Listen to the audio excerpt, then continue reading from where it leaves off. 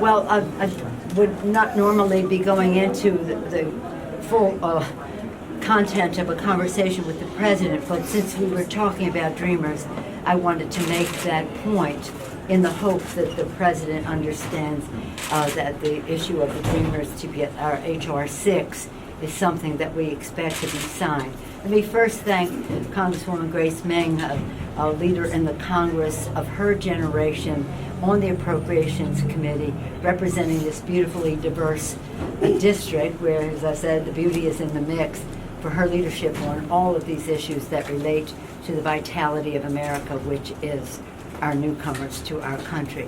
So our conversation was really one that sprang from the urgency that I saw in stopping those raids on Sunday. So your second part of your question, I think it behooves us all, especially the faith-based organizations, to weigh in with the administration about just how wrong it is to break up families. Families belong together.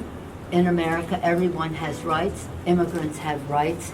And we just have to beat that drum across the next couple of weeks.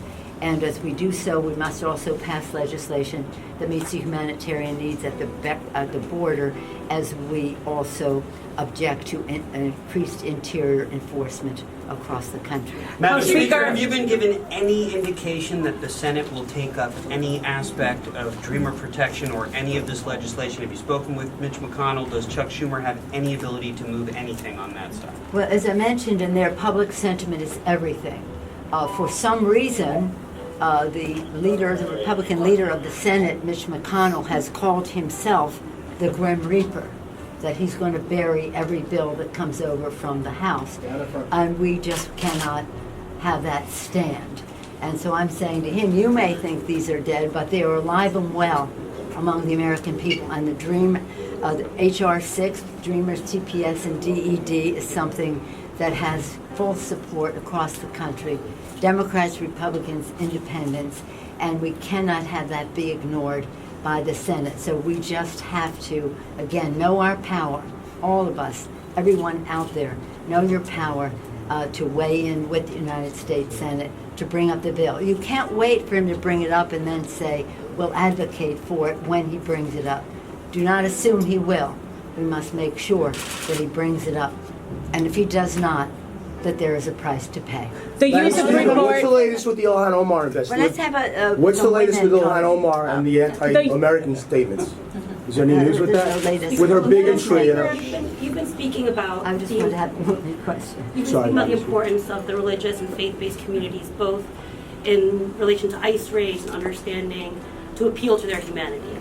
Who have been reaching out to? What has their reaction been, and where do they stand now that you have this 2-week deadline that you've been really reaching out on? Well, I have been reaching out to some of the evangelical community who have been strong supporters of President Trump.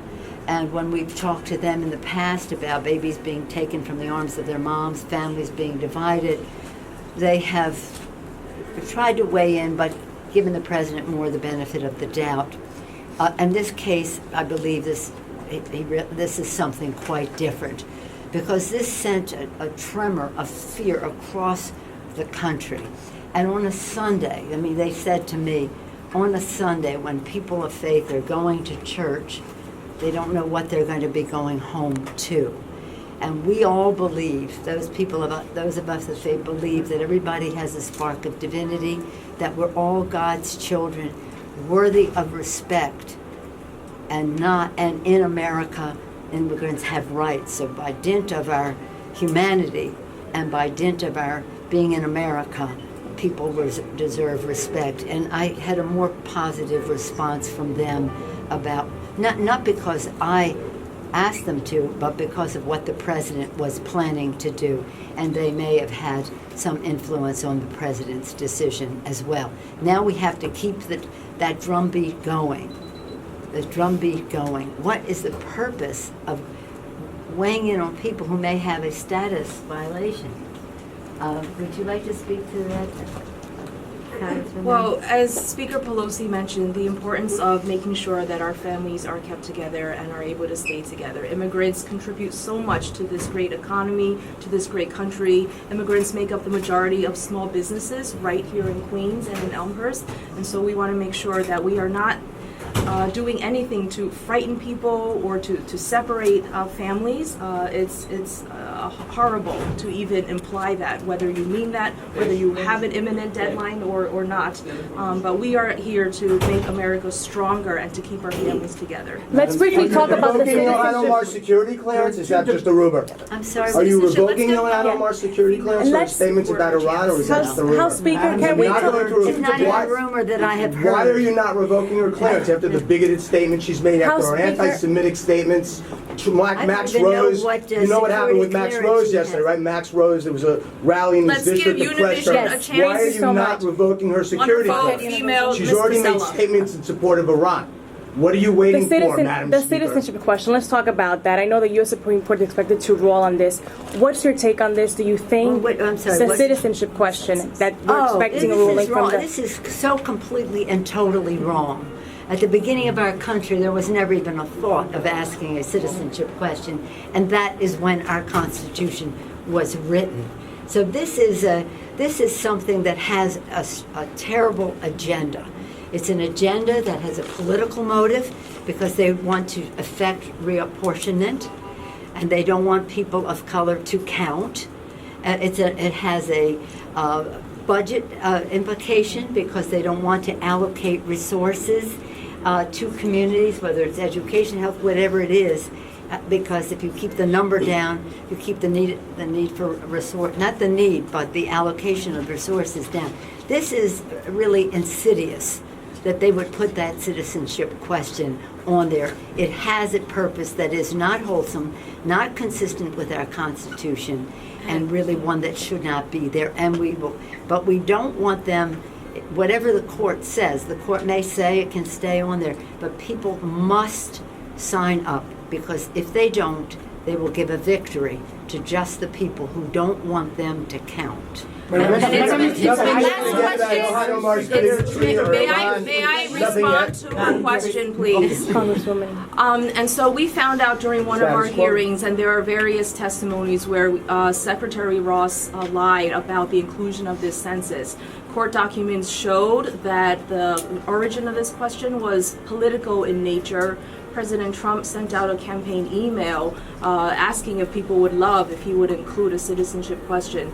The census is required by the Constitution to count all living persons, and so anything that would take away from that is not acceptable. Tweets in support of Iran, nothing, Let's nothing. give someone else to chair. Congresswoman Meng has Talking about been. Iran and Ilhan Omar? We're having this discussion in the Appropriations Committee now. Congresswoman Meng has been a champion in terms of insisting on the truth, insisting on a correct amount of money that we need for this. And in fact, when I go back to Washington, one of the things we'll be doing this week is to continue our conversation on the domestic caps. You've heard about the caps. We're having a fight about, we want the domestic caps to, the increase in domestic investment to be similar to what we're doing in defense in terms of the increase.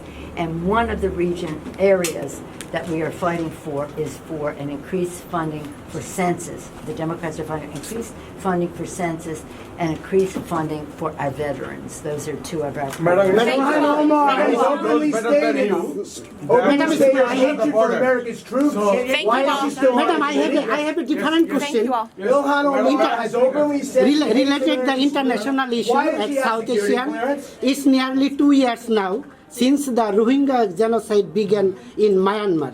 There are reports that number of bills working there were through Congress, and Congress has been vocal on this issue. But as of now, nothing to happen, like sanction against Myanmar authority, those involved the genocide. What is your position? Well, let me just say that freedom of religion is something that we work in a bipartisan way in the Congress, Democrats and Republicans. That is something where we do have interest, and we have. We're very concerned about Muslims in China, maybe 2-3 million people in education camps in China, Muslims, the Uyghurs in Western China, what's happening in Myanmar and the rest. So again, that's something that a value that we share across the aisle and that we fight for, the freedom of religion. Thank you all. Ilhan Omar is The taking the advocates wrong are side still of collecting Americans. co-sponsors. Why does she still have security clearance? Okay.